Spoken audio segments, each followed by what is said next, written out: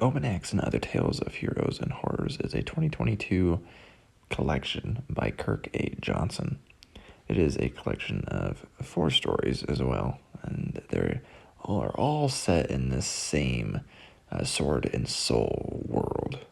These are actually 2 novelettes and 2 short stories, and they take the reader, quote, on a journey to the world of Anduna on the great northern continent of Mabor.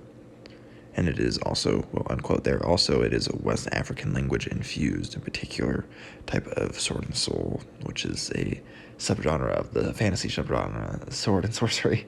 I feel like it's a style of sword and sorcery almost. And generally that just means African inspired.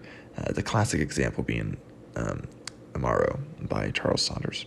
So the Obanaax, which is the opening story, starts with Uri exploring the ruins of Wata for loot.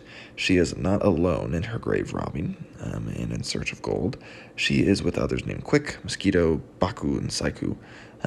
She herself is an outsider by being Asua, which is she's marked by a bronze nose ring and braided line of hair and otherwise being bald.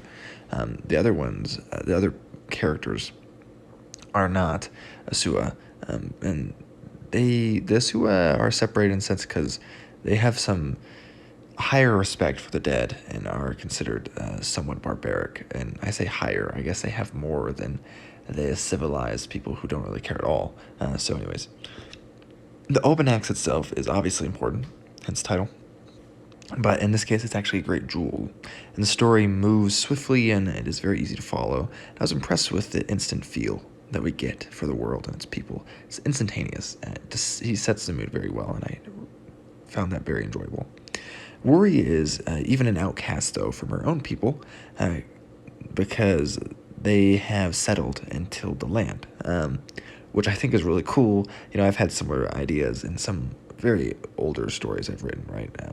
Where this idea of even agriculture being inhuman in a sense. You know, humans are hunter-gatherers, they're not farmers. But anyways, Dejura, I'm not sure how to say it, is another character who finds himself in a dangerous predicament, and with Wuri is in kind of an odd relationship. The story touches on redemption, memory, and power. And it's good overall. Again, a good opening. The next story is the Oculus Key. It refers to Key, one of the moons, and particularly it is a kind of splendorous on the night Sangara seeks his freedom after losing his last fight earlier in the day. And he charges into a cosmic event that's grotesque and turns rather bloody. And our barbarian hero spits in the face of deceit and adversity. I really like this one. I don't have a lot to say, but I really liked it. A Cock and Bull is the third story, has a man coming to the city of Dabi on a mission. Lots going on with this one, with clean and patches, and the death-dealing pugilist was a favorite bit. It jumps around a good amount and reminded me some of Ed Greenwood's yarns. The last story is titled For Wine and Roast. Yamale is a mercenary, one with a new contract she doesn't like. First, she's hungry. Second, her companions aren't rather her favorite. And then undead and dark magic come into play. And I like, honestly, seeing, this is super simple, but I like seeing an ebon table described rather than ebony being used to describe skin, which I feel like is kind of overwrought cliche at this point. So, overall, a very good use of outside characters, just character development and plot development in general works very well and in tandem. And also lots of cosmic horror. It gets pretty gross at times even. Just kind of horror. Definitely not just heroes. It's also horrors like the title suggests. So it's definitely key for these stories. And it's something that I think stands out as some sword and sorcery relies less on the horror. That's definitely not the case here. Johnson utilizes it, and he utilizes it pretty well. There is a small but very useful glossary for the uncommon West African, I say uncommon words that you would, uncommon for English speakers. English is nice that you can technically pretty much adopt any word from any other language and then boom, it's an English word all of a sudden. So we'll just say uncommon English words because they have West African origin. I think he does say that some are made up actually, but the languages he cites are Malinke, Medinka, Wolof, Serer, Bamana, Hausa, Songhay and Arabic even. Very cool, I think. And I like learning new words. If you're familiar with my channel, you know that. But and also, though, speaking of words, in particular the last story, the F word came up probably only a couple times, but it was like very obvious and like in your face when it did, and I thought that was an interesting take on it, and nice.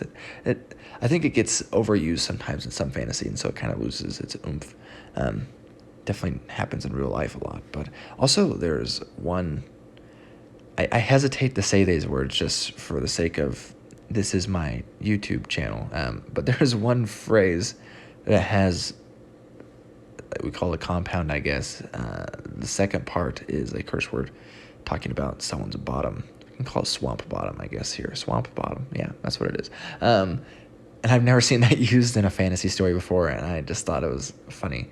But it worked. It's not a problem. So anyways, definitely some interesting tales. I feel bad because I actually got this when it was new, back in 2022, and it's just taken me forever to get through all the stories and just finish them and record it here, because I feel like I owe some dues to the sword and sorcery community, and for, well, put some eyes on these good works that y'all should be checking out. Anyways, Liam from Liam's Lyceum. I'll catch you next time.